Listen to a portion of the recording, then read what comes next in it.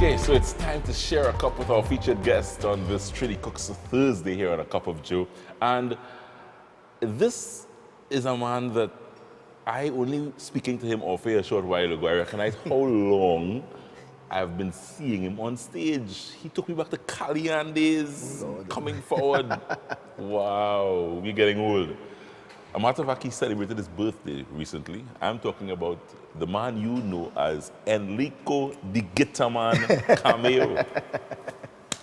My brother. Joel. So I promised you a couple of weeks ago that you will be seeing a lot of the Enrico clan, the Camejo clan here on the show. So we decided to close off with the man himself because he has been the producer of this Camejo clan.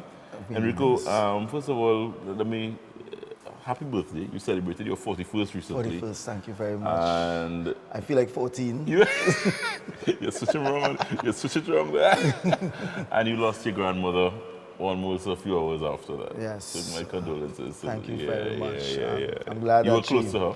Very. That's my mother's mother. Yeah. I have two grandmothers, of course. Everyone has two grandmothers. Yes. But I did not know my father's mother. Right. The person who we grew up as Granny on my father's side. She's a matriarch, you know. So, but this was my blood grandmother, and she was very close. She's seen me grow from when I first picked up the guitar at 14, and she's always encouraging me, always was encouraging me to just continue playing. And then when the children were starting to think there, she used to. I see them on the TV, I see them performing, I see you playing with this band. Yeah. What is this you're doing on stage here and stuff? And she was we had a very, very close relationship. Yeah, I know it was losing a grandmother, someone close to you. Enrico, you have been, as I said, on the stage, rocking the guitar for 20-something years. 20-something years. I just heard you said you picked up the guitar when you were 14 when years old. When I was 14 years old, Take me back there. What encouraged you? You just saw the guitar and said, I feel I could play that? It was actually my mother. Serious? At age 6, she sent me to piano lessons. Right. And I liked it and didn't like it at the same time. We could not afford a piano. Right. So my father would draw out the keys of a piano and I would play the paper.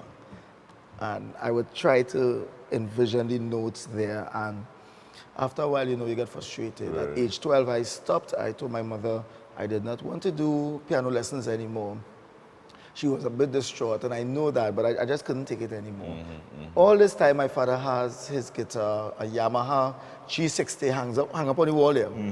And my brothers and I, we used to, every time we pass, bang, something like that. The strings. The strings. Yeah.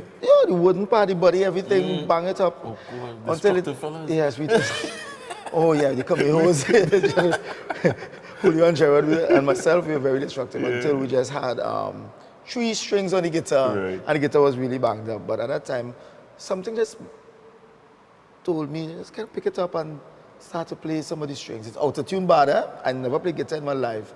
And I was able to relate due to my experience with piano. Serious? I was able to relate to the guitar, and I started to realize the frets, semitones, and I digged up and I found an old guitar book. I don't know where my father got that from. That book it's from 1934 or something. And then I started to learn D major. So you started to teach yourself? I started to teach myself. Wow. But I believe it's also the influence from music, from doing piano since 6 years.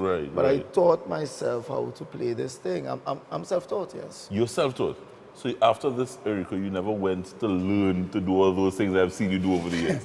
you didn't learn that formally anyway? I'll give you a story. There was a girl I liked when I was 14 called Crystal. Right. She watching now? In the choir. She probably is. And, and her father had a music school. Right. Right. Major Edward Wade was his name, had a music school. So I went there for about 6 or 7 weeks. Right. To learn guitar. Right. But it was really Christian, he went. Yeah, well, afterwards, I would just go, the house was right around the corner, and go up and probably spend until 9 o'clock there. So 1 hour of class, 4 hours of Christian, right? Just talking and stuff, in church and stuff. Well, I mean, of course that didn't work out, but that would be the only thing that I really did in terms of, thought I would have, yeah. What has that journey been like for you? Because I said you went back Kalyan days, I think. Yes. You came through. From Kalyan, I went to... You didn't go to show in Winchester right away? No, it wasn't show in You went Winchester. somebody before that? From Kalyan, Cliff Harris at the time was promoting shows. He still is. Right. Right? And he said that, you know, he liked a lot of things about me and my showmanship. Yeah, showmanship. Of course, growing up young, I used to watch a lot of rock shows and different jazz shows, and I watch how the... And I said, well, that is how you must be. As a performer, you have to enjoy yourself, and the people will enjoy you, well, you know, but you enjoy yourself. So I was like that. He saw me, he said, no, you have to come in with Tony Prescott, Nicole Greaves. It's Atlantic. Atlantic. Wow. I tell you, take me back far. Yes, Atlantic, Tony Prescott.